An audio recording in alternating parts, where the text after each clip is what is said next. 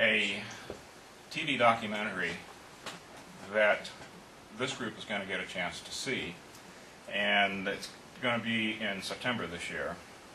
We don't have all the details worked out on exactly where it's going to be and how we're going to do it, but the person who is going to tell you more about that is Larry Liu, who is Senior Associate in Public Relations at the organization who put this documentary together, which is the New Tang Dynasty Television, or NTV. So, Larry, I'll let you come up and you've got, I think, 5 minutes on the agenda now.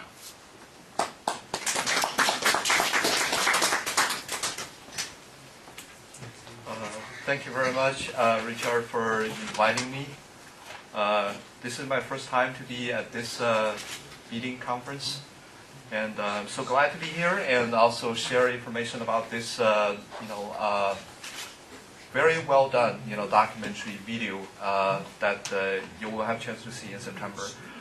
Before talking about this documentary video, I would like to share just a piece of news that I read in December.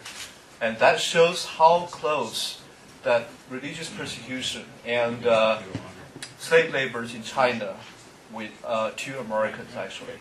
And this is news broke out first by Oregonian, and this is the largest newspaper in Portland, Oregon. And in December 23rd last year. And basically, a lady in Portland, Oregon bought a Halloween graveyard kit from Kmart a year ago, and she didn't use that until and when she was preparing a party for her daughter, and when she opened up this graveyard kit, and she saw a letter, a daring letter inserted in this graveyard kit, and the letter was folded in eighth and on the letter set paper, and it was written in English, not so perfect English, but also with some Chinese characters. Let me read some part of that letter. And the letter started this way: if you occasionally buy this product, please kindly resend this letter to World Human Rights Organization. Thousands of people here who are under the persecution of the Chinese Communist Party government will thank and remember you forever. And this letter was written by somebody in Unit A, Department 2 of the Masanjia labor camp in Shenyang, China, which is only 15 miles from my hometown.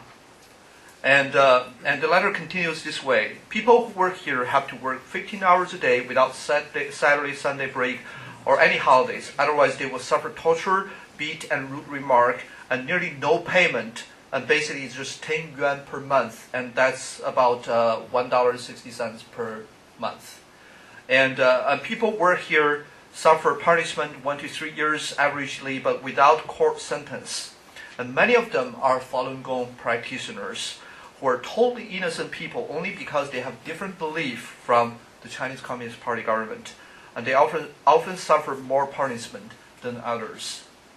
And this news was later on picked up by Fox News, by CNN, and also appeared on the front page of Yahoo.com.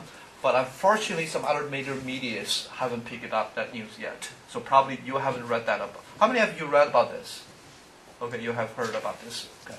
And so that shows the slave labor, religious persecution in China is really not that far from our everyday life. We don't know how many products we bought from the grocery store, from the Kmart, Walmart, are made by slave laborers in China. And usually these people are Falun Gong practitioners. And so that brings the question, what is Falun Gong and why they're persecuted? Falun Gong is a spiritual practice, and with a deeply rooted in ancient Chinese culture.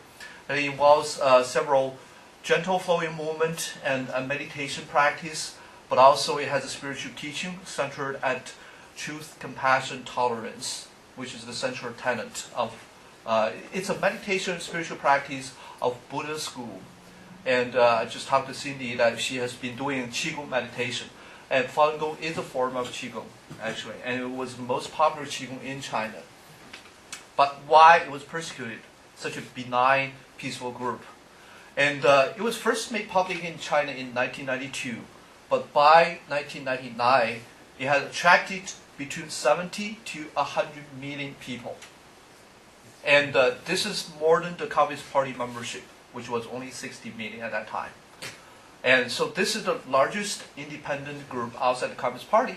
But also, by the way, many government officials, party officials, family members, they also practice Falun Gong because it's free, it's something good for their health, and good for their stress relief, inner peace. Why not? But that made the then communist leader Jiang Zemin, so paranoid about his power. Yes. And so he started this persecution in July 1999, and so this persecution has been going on for 13 years now. And in State Department Country Human Rights Report, and in 2009, it estimated at least half of the 250,000 prisoners in Chinese labor camp are Falun Gong practitioners. And the UN Special Rapporteur on Torture estimated 2/3 of the torture reported in Chinese labor camp prison system are against Falun Gong practitioners. So it's clear this is the largest group of prisoners of conscience in China today. But how Falun Gong practitioners reacted to this persecution? And basically, very peaceful, and using peaceful means to raise awareness of this persecution. And for example, we set up several media outlets, and one of them is this New Tang Dynasty Television, and headquartered in New York. Here we have a DC branch here, and so if you have antennas, a digital antenna, you can watch our channel at the 49.5 actually. And so this is the only 24/7 TV signal aired over China with uncensored information. And so the mission of New Tang Dynasty Television is to bring true, objective, uncensored information in and outside China, and also bridge the East and the West. Okay, and now I would like to talk briefly about this film. And this film was co-produced by Work2B and New Tang Dynasty Television, and it was directed by Michael Perman, who is an award-winning director of Tibet Beyond the Fear.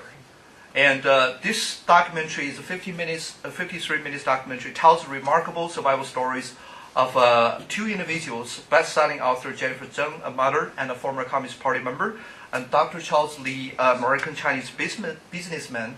And both of them are Falun Gong practitioners, and both of them were jailed in China, and both of them did slave labors in Chinese labor camp. And so this documentary put a human face on the Chinese state's human rights abuses, arbitrary detention of dissidents, harvesting organs from live prisoners of conscience, and export of products made by forced slave laborers. And this film also examines how Chinese citizens are awakening to demand their rights of conscience and the internet war of censorship and anti-censorship. And so this film has won several major awards since last year it was completed, and including the winner at American Inside Free Speech Film at Philadelphia, and top award in category of international politics and cultural documentaries at LA Awareness Film Festivals. And so hope that you will be able to see that in September. Thank you very much for your time.